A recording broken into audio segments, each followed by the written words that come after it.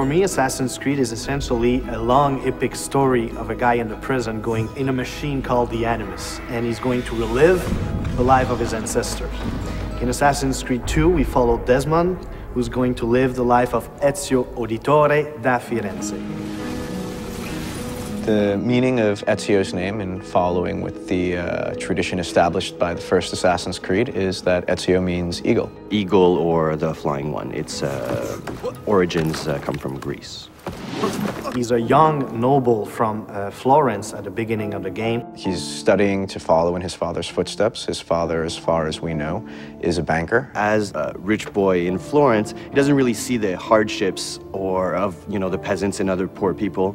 And it doesn't really affect him either. He's more of a carefree guy. He does what he has to do. He's got lots of money. He's got lots of friends. And in regards to the women, he's very charming. He always says the right thing. The right thing to surprise them, to stand out of the crowd. And that's why they have a really hard time resisting to his charms. Ezio is a typical Italian nobleman in many ways. He's a fiery, violent, proud personality. He's terribly proud of his family. He deals with noble people and with peasants in a very polite and courteous way, even if he's about to stick a hidden blade in your skull, right? He has a very strange talent that his father is aware of, which is the eagle vision from the first game. Nobody really knows how come he has that, but we sort of find out in the game.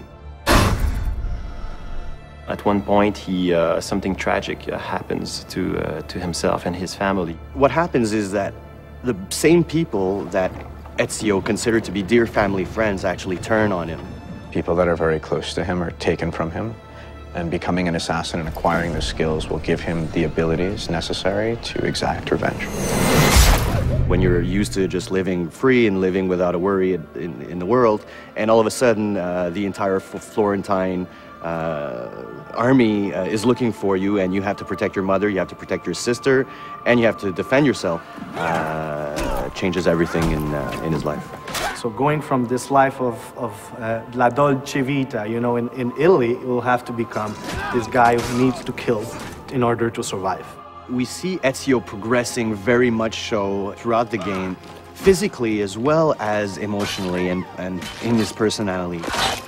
As a player, you will go just like the main character, in the same, you'll be at first just like you and I, and then will become this badass main character. Before, he just wants vengeance, but later on, he wants justice.